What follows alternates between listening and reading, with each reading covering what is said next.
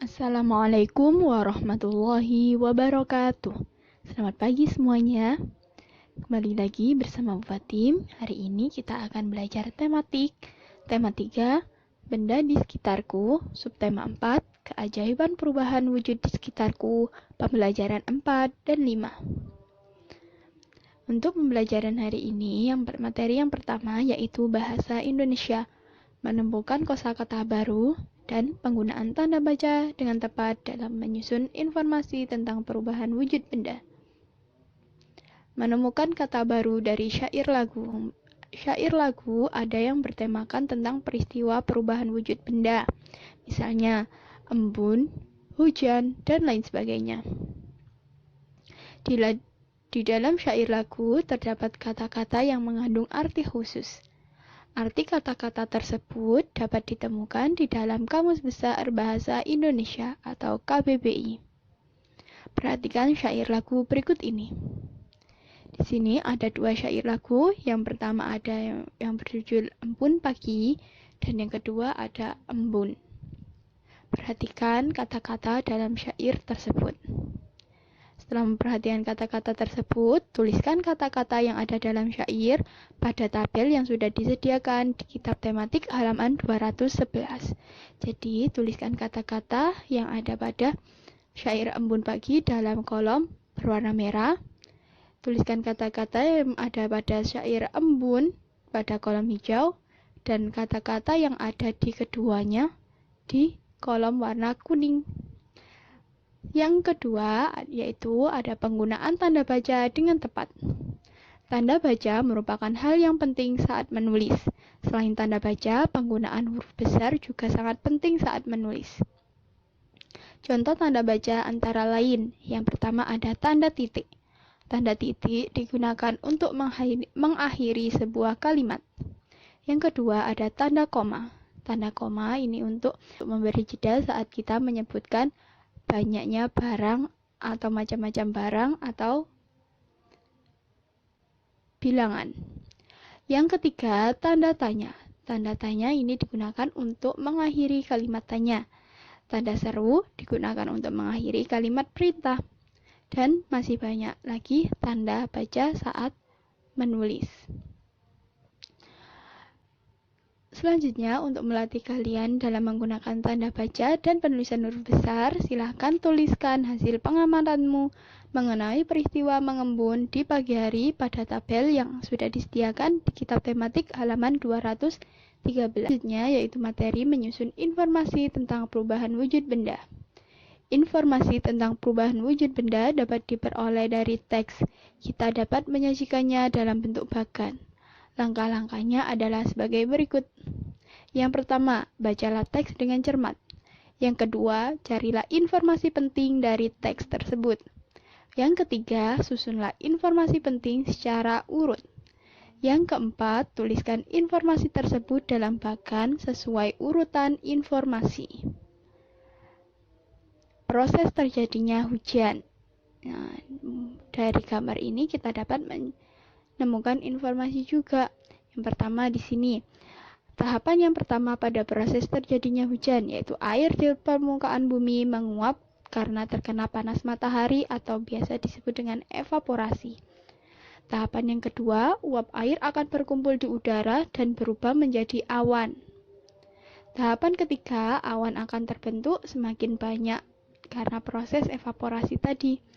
Tahapan yang keempat, setelah itu terjadi proses pengembunan di mana uap air berubah menjadi titik-titik air yang disebut pengembunan. Dan tahapan yang kelima, yang terakhir, air hujan yang turun ke bumi akan kembali mengalir di permukaan tanah. Ada yang masuk ke dalam tanah dan ada juga yang langsung mengalir ke laut atau sungai. Dan kembali lagi pada proses yang pertama.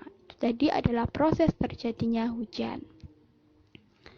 Untuk melatih pemahaman kalian mengenai proses terjadinya hujan, kerjakan kitab tematik halaman 218 dan 219. Urutkan mana proses terjadinya hujan mulai dari nomor 1 sampai nomor 5. Kemudian jelaskan tahapan-tahapannya di halaman 219. Selanjutnya, materi yang kedua yaitu matematika. Menentukan lama waktu suatu kegiatan. Menentukan lama waktu suatu kegiatan. Suatu waktu dapat digunakan untuk menyatakan lamanya suatu kegiatan berlangsung. Lama suatu kegiatan ditentukan dengan cara mengurangi waktu saat kegiatan berakhir dengan waktu dimulainya kegiatan tersebut. Jadi, kalau ingin menemukan lama waktu suatu kegiatan yang kalian lakukan, kalian bisa menghitungnya dengan cara mengurangi waktu berakhirnya dan dengan waktu dimulainya. Contoh soal. Lani mulai mengamati sebongkah es pada pukul 8:15. Es mencair sepenuhnya pada pukul 8:55. Berapa lama waktu proses es mencair seluruhnya? Nah, cara menyelesaikannya, kita tulis dulu mulai mengamatinya di pukul 8:15. Selesai mengamati di pukul 8:55. Untuk mengetahui lama prosesnya, kita menghitung dengan cara mengurangkan selesainya dikurangi dengan awal atau mulai. Jadi 8:55 dikurangi 8:15 sama dengan 40 menit. Jadi lama waktu es mencair seluruhnya adalah 40 menit.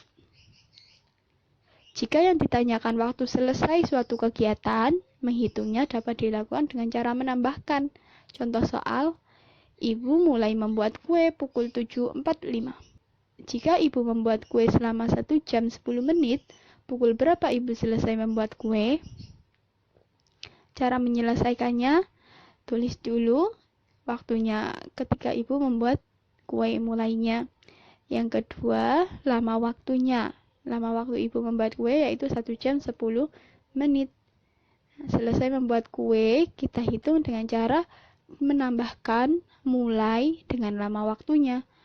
7:45 ditambah 1 jam 10 menit sama dengan 8:55.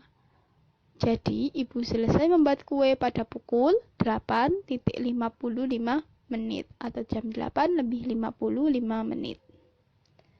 Untuk melatih pemahaman kalian, silahkan kerjakan tugas matematika. Kerjakan kitab tematik halaman 221 dan 222. Perhatikan perintah soalnya ya. Selanjutnya materi yang ketiga yang terakhir yaitu PPKN, bersatu dalam keberagaman di sekolah. Bersatu dalam keberagaman di sekolah. Sikap bersatu dalam keberagaman juga perlu diterapkan saat kita di sekolah. Contoh kegiatan yang mencerminkan persatuan dan kesatuan di sekolah yaitu yang pertama, ada piket kelas. Kedua, menghormati budaya teman yang lain atau orang lain.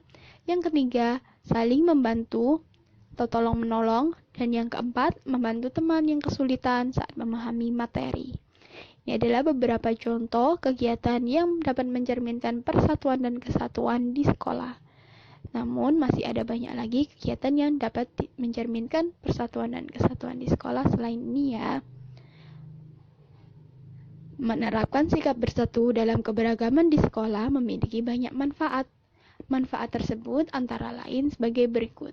Yang pertama, mempererat persaudaraan antar teman. Yang kedua, membuat suasana belajar lebih menyenangkan. Yang ketiga, menumbuhkan jiwa sosial.